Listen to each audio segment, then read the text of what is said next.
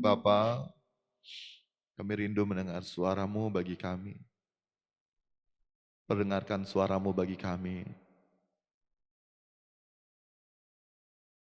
Dan kiranya suara-Mu menguatkan kami.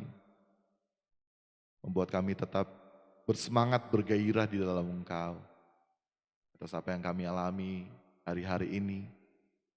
Kami terus mau berjuang demi Engkau di dalam nama-Mu Tuhan. Di dalam nama-Mu Tuhan. Pakai aku Tuhan. Gembala kecil ini Tuhan.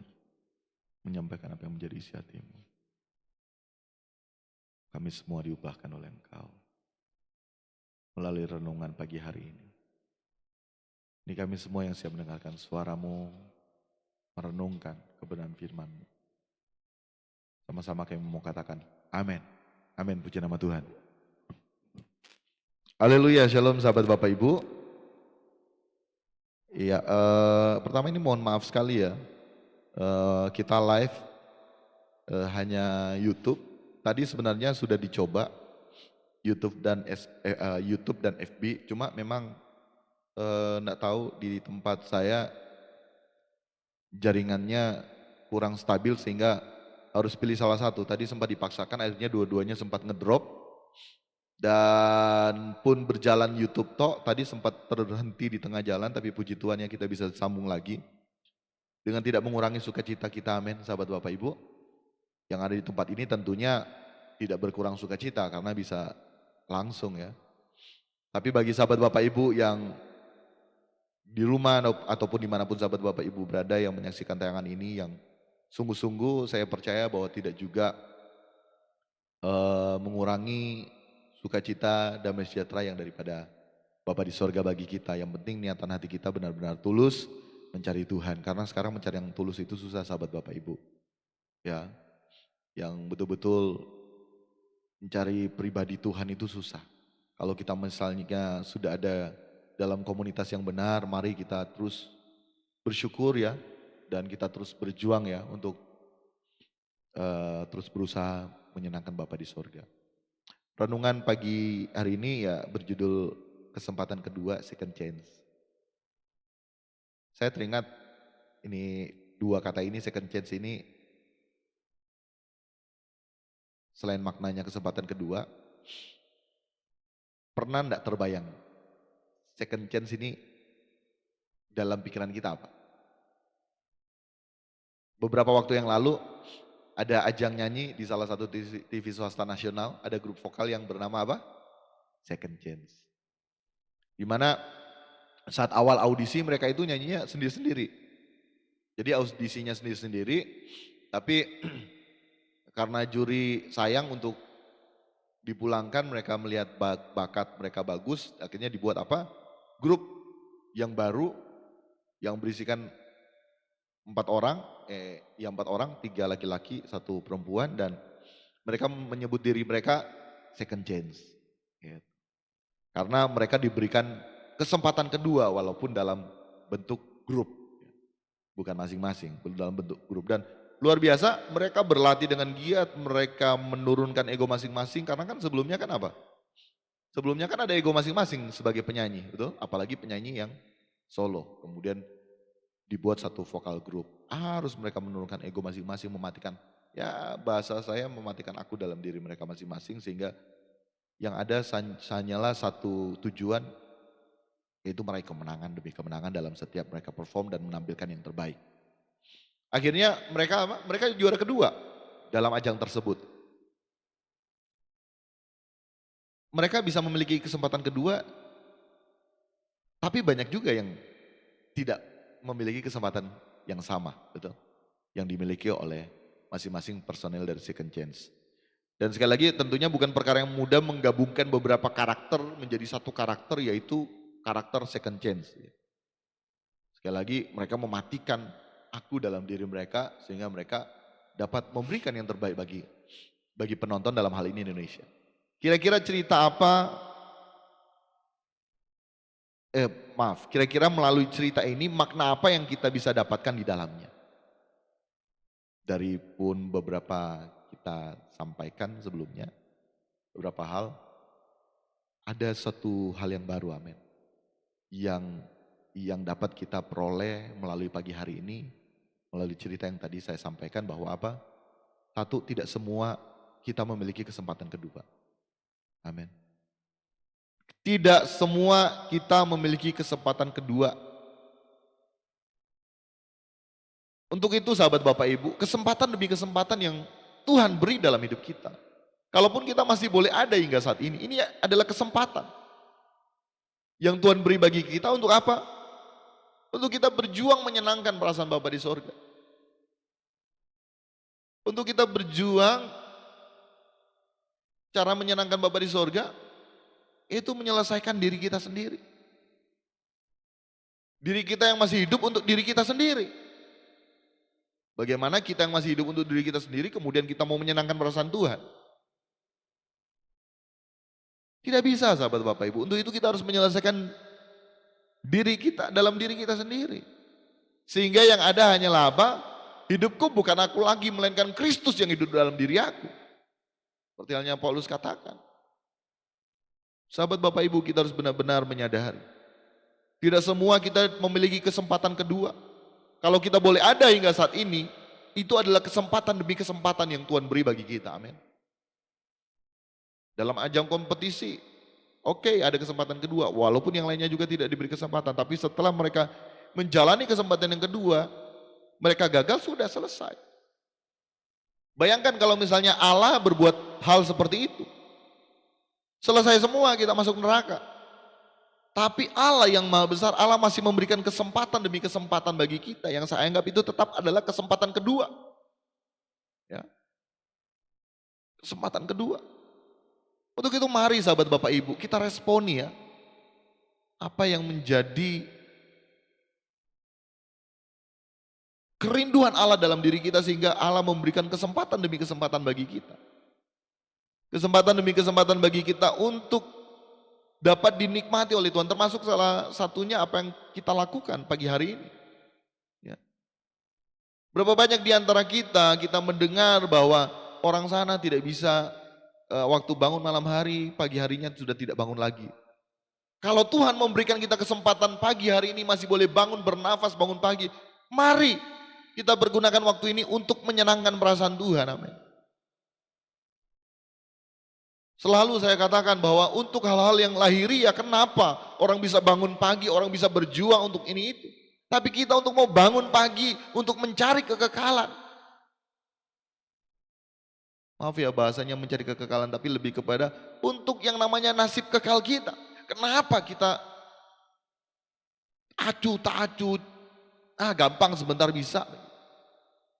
Saya pernah sampaikan ya beberapa waktu yang lalu, bahwa Yesus juga tiap pagi hari, pagi-pagi benar. Menjadi kebiasaan Yesus bertemu dengan Bapa di sorga. Yesus loh seperti itu. Kita apalagi kita juga harus bisa. Karena kalau kita tidak seperti itu, kita gampang diombang-ambingkan. Terlebih saat ini banyak pengajaran yang kalau di dalam Tuhan selalu hidupnya diberkati, tambah lagi diberkati, selalu mindsetnya itu berkat-berkat lahiriah. Saya bukan berarti tidak percaya berkat dan mujizat sahabat Bapak Ibu, saya hidup dalam berkat dan mujizat. Tapi maaf, hati kita, pribadi kita manusia itu licik. Sekali dikasih, hati mau jantung. Sehingga kita harus memagari diri kita dengan pemikiran bahwa salib di depan, dunia di belakang. Kristus lebih dulu. Dan di saat kita mendahulukan Kristus, di saat kita berjuang hidup kudus, kita berkenan di hadapan Tuhan. Seperti halnya tadi lagu yang kita nyanyikan, aku percaya hidupku dalam-Mu, Kau yang lebih tahu semua pergumulanku. Tuhan tahu loh, Tuhan lebih tahu semua pergumulan kita, lahiriah kita, materi kita, Tuhan lebih tahu. Tapi seperti halnya seseorang yang pergi berperang, dia tidak, seperti halnya orang yang pergi berperang, dia tidak mempedulikan lagi apa yang dia mau makan minum, karena dia tahu porsinya ada, amin. Tapi fokusnya bukan makan minum, fokusnya perang. Nah kita hidup di kesementaraan ini jangan lagi fokusnya lahiriah, fokusnya kekekalan. Karena kekekalan adalah tempat kita sebenarnya. Kita berperang mengalahkan aku dalam diri kita. Kita berperang dalam pikiran kita. Mematikan setiap keinginan-keinginan kita yang bukan berasal dari Bapa di sorga. Ini yang harus kita sadari sahabat Bapak Ibu. Waduh, pagi-pagi dengarnya yang keras ya. Tapi yang keras ini makanan yang sehat bagi kita, amin. Karena kalau bukan sekarang kapan lagi sahabat Bapak Ibu. Ya bersyukur kita saat ini diberi kesempatan untuk mendengar hal ini. Saya juga yang menyampaikan juga, sementara kebenaran disampaikan, saya juga pun menyampaikan kepada diri saya sendiri, ini loh ada kesempatan kedua Grover. Yuk kamu harus mengambil bagian dalam kesempatan kedua ini. Jangan sia-siakan. Ya, jangan sia-siakan. Jangan fokus hidup kita hari ini, bangun tidur, aduh hari ini, aduh ada sesuatu targetan lahiriah yang belum tercapai, aku harus capai. Dan selalu melibatkan Tuhan dalam hal itu. Tidak mendapatkan kecewa sama Tuhan. Dalam artian, kalau saya jadi Tuhan, emangnya aku mengurusi hal-hal yang demikian. Aku mengurusi manusia batiniamu yang belum berkenan. Karena sahabat Bapak Ibu seperti tadi dalam kita menyembah, mengalir ya, disampaikan bahwa apa? Banyak loh orang di luar sana, mereka hidup bertanggung jawab. Mereka tanpa mereka kenal Tuhan Yesus, ya, mereka bisa sukses. Maaf saya harus katakan, kita seringkali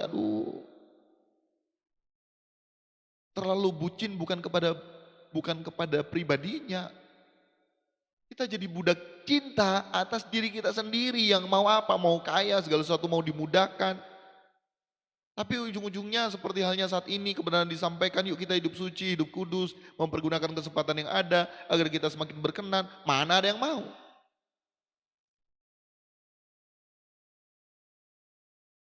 Satu saat nanti sahabat Bapak Ibu, jangan kita menyesal di tatap pengadilan Kristus.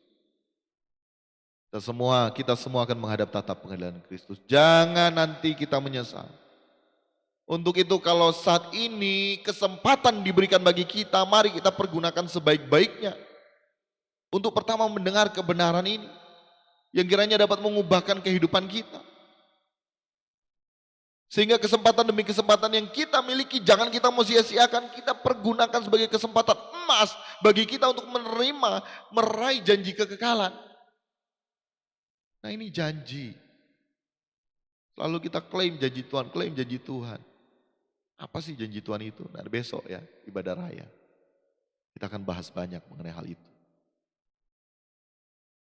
Hidup kita ini seharusnya dapat menjadi harmoni yang indah yang dapat dinikmati oleh Bapa di sorga.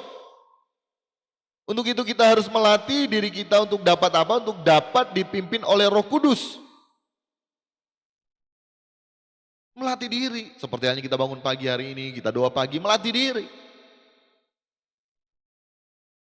Melatih diri.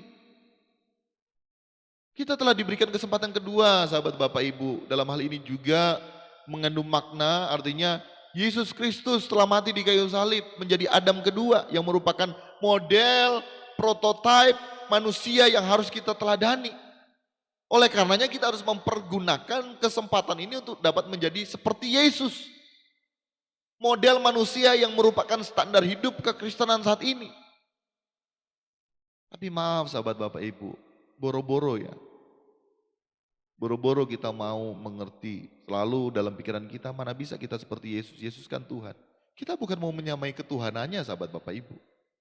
Yesus itu waktu di dunia itu selalu saya katakan 100% manusia sahabat Bapak Ibu.